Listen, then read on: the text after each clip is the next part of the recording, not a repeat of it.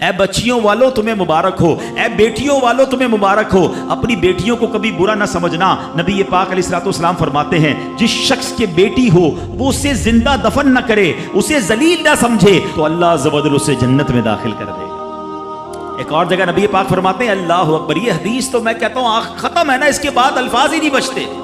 بہت ساری بیٹیوں کی فضیلت کی حدیث ہے، مگر یہ حدیث ادھر جا کے لگتی ہے، دل کو چھو لیتی ہے۔ سنو تو صحیح اس کے الفاظ کیا ہیں۔ اللہ کے نبی فرماتے ہیں بیٹیوں کو برا مت کہو، میں بھی بیٹیوں والا۔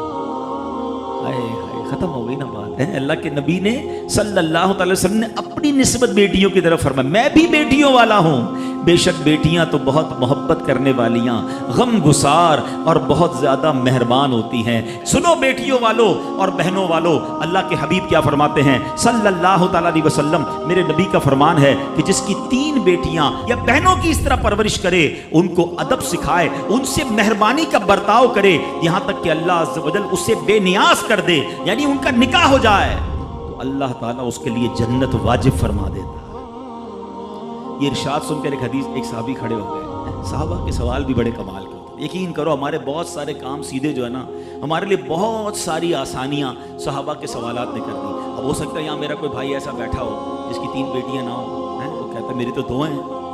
صحابی نے سوال کیا حضور اگر کسی کی 2 ہوں تو اللہ دو لڑکیوں کی پرورش کرے، تو ارشاد فرمایا اس کے لیے بھی یہی اجر و ثواب ہے۔ راوی فرماتے ہیں یہاں تک کہ اگر ایک بیٹی کا بھی لوگ ذکر کرتے تو نبی پاک اس کے بارے میں یہی فرماتے۔ مگر ایک روایت اور بھی موجود ہے کہ ایک صحابی نے کھڑے ہو کر کہا حضور اگر کسی کی 1 بیٹی ہو، اللہ کے نبی نے فرمایا 1 بیٹی ہو تو بھی جنت واجب ہو جاتی ہے۔ بیٹیوں پر شکایت، بیٹیوں پر منہ چڑھاتے ہو، بیٹیوں پر لڑائی کرتے ہو، اللہ اکبر، یہ تو جنت میں جانے کا ٹکٹ ہے۔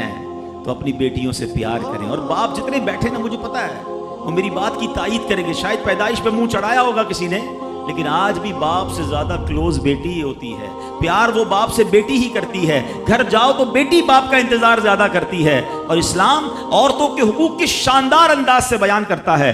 اللہ کے نبی علیہ الصلوۃ والسلام فرماتے ہیں جب کسی کے ہاں لڑکی پیدا ہوتی ہے، سنو، گھر پہ مہمان آئے تو اچھا لگتا ہے نا، اور کوئی بڑا اہم مہمان آ جائے، کوئی بڑے بزرگ آ جائیں تو کتنا خوش ہو جاتے ہیں آپ۔ کئی ایسے بزرگ ہوں گے، کئی ایسے علماء ہوں گے، کوئی ایسی شخصیت ضرور ہوگی جس کو آپ اپنے گھر بلانا چاہتے ہوں گے، مگر آپ سوچتے ہوں گے یار وہ میرے گھر کیسے آئے گا، بہت بڑا آدمی ہے، بڑا مصروف شخص ہے، پسند تو مجھے بہت ہے مگر میں گھر نہیں بلا سکتا۔ سنو، جب تمہارے گھر بیٹی آتی ہے تو پتہ ہے کون مہمان آتا ہے؟ اللہ کے نبی فرماتے ہیں جب کسی کے ہاں لڑکی پیدا ہوتی ہے تو اللہ عز و جل فرشتوں کو گھر بھیجتا ہے۔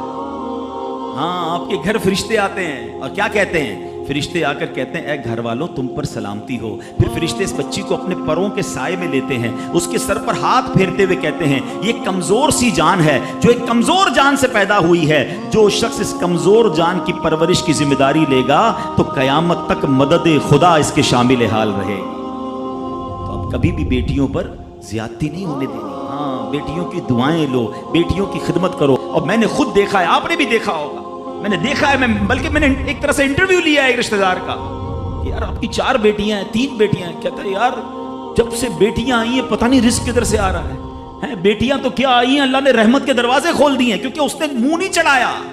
کچھ ہوں گے ایسے بیٹیوں والے جن کا ہاتھ تنگ ہوگا، تو غور کرو جب بیٹی ہوئی تھی تو شکر کیا تھا یا شکوہ کیا تھا؟ اللہ نے تو بھیجی تھی رحمت تمہارے گھر پہ، تم نے اس وقت بھی اللہ کو ناراض کیا، بیوی کو گالیاں دی، ہنگامہ کیا، اب کہتے ہو رحمت نہیں آ رہی، تم نے تو کتنی ناشکری کر لی۔ اگر تم سجدہ شکر ادا کرتے، اللہ کی بارگاہ میں رضا راضی رہتے، اللہ بیٹیاں تو دیتا مگر تم پر رحمت کے اور دروازے بھی کھول دیتا۔ اور ہم نے دیکھا ہے لوگوں کے رزق کو بڑھتے ہوئے۔ تو کبھی بیٹی کی پیدائش پر آپ نے منہ نہیں چڑھانا ہے، ہاں، نہ اپنی زوجہ کو تانے دینے ہیں، اور بیٹیوں کا خیال رکھیں، بہنوں کا خیال رکھیں۔